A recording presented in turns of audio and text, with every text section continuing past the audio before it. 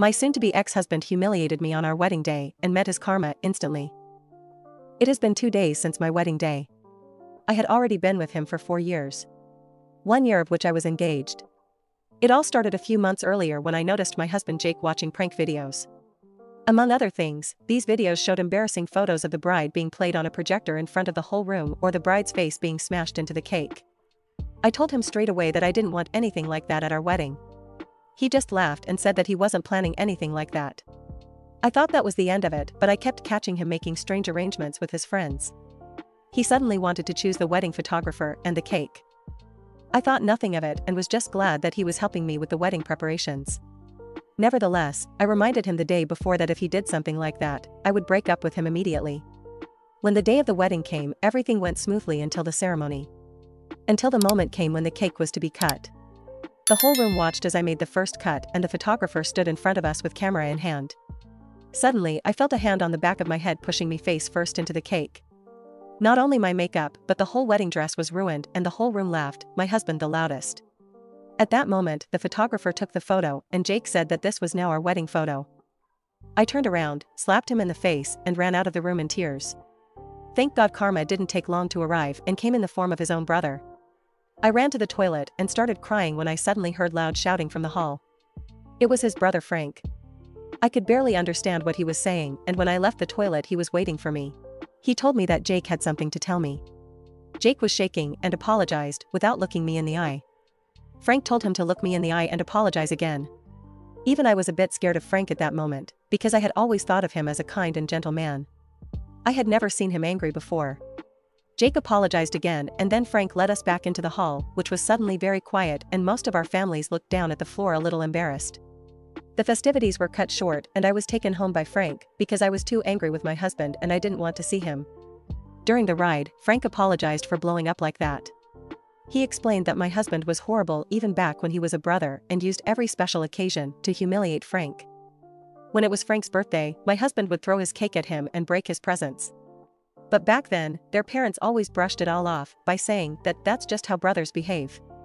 So he had to endure every humiliation, but when he saw my husband bury my face in the cake, he was fed up because he realized that my husband was just a bad person who got his satisfaction from humiliating others.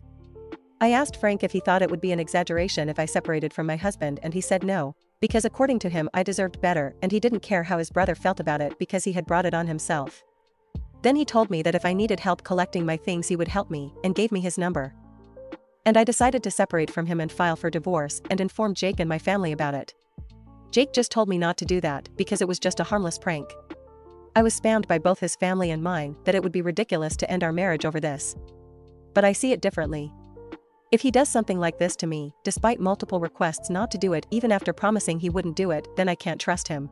No matter what he promises me. I have to assume that the opposite can and will happen. And that he doesn't care at all how I feel about his decisions. This situation can be projected onto so many much worse situations where it would be important for me to be able to trust him. His brother Frank seems to be the only one who supports me now, and I will go through with the divorce. Call me humorless, call me what you want, but I have given my reasons. Update. Many of you asked for an update, so here it is. Read the original post if you haven't already done that. Many of you pointed out that I could get an annulment. Don't ask me why I didn't think of this earlier. But after you guys pointed it out, I planned on doing that. Haven't done it yet, but it will happen the next few weeks. It will probably be much more easier than a divorce. With that being said, what happened now? So a day after I wrote the original post, I went to Jake's apartment to get my stuff. I slept over at my best friend's house in the meanwhile. Of course, I also took up Frank's offer to help me getting my stuff. When we arrived there, he pleaded with me that it was just a prank and he didn't mean to hurt me. But the only thing I could think about is how he broke my trust before and how I couldn't trust him now if he told me he didn't mean to hurt me. When he saw Frank, his face turned red and he yelled at Frank and accused him of poisoning me against him. Don't worry, Jake. You did this yourself. He argued with Frank for a while and Frank confronted him with everything he did to him during his childhood. He told Frank to grow a pair and that he should forget about what happened back then, ironic when he's the one who never changed and is just as bad as before. He constantly tried to talk to me, but Frank stood in his way and talked over him, and when we left I saw how he angrily smashed the door. Apparently he now spreaded lies to his family that Frank tried to steal me from him. Luckily, I was able to see who he really was before it was too late. What a coincidence that after this incident, my family spammed me with messages as well about how we should talk to a therapist instead of breaking up over this. They only stopped when I threatened them to cut them off too. I also didn't plan to share this with you, but so many people suggested it that I thought I could at least ask him, so after we got my stuff I asked Frank out, but he rejected me, telling me that he's already dating someone else. I just wanted to tell you this so you can stop asking. But honestly, I'm also kinda glad this was his answer, because it means he didn't just help me because there was a malicious intent behind it, but more because he is simply a good person. Regardless, I told him about my post here, and Frank told me he read many of your comments. He said he liked your comments and that you made his day. I thought you might want to know this. This is probably the first and last update of this. I just want to get this behind me and look forward. But thank y'all for your support. If you want to call my story fake because I asked Frank out, feel free. I just acted on what many of you asked me to do, and I thought to myself that asking him once doesn't hurt anyone and maybe lead to a much healthier relationship if he said yes. I am not in the best state of mind and will now leave this account be, so don't be surprised if I don't respond anymore. My story will stay here and hopefully raise awareness for many people who are in similar situations with toxic partners. No matter if they're male or female. I wish you all the best. Here's what some people had to say. If you do that, it's over. Okay. Does the thing. It's over. It's just a prank. You're overreacting. They never take you seriously and then they never learn. Whatever it is, it's always your fault, because they didn't do anything wrong. It blows me away how many people on this planet don't understand humor generally, and pranks specifically. If you're the only one laughing, if it needs to be done at the expense of someone who can't fight back, it isn't funny.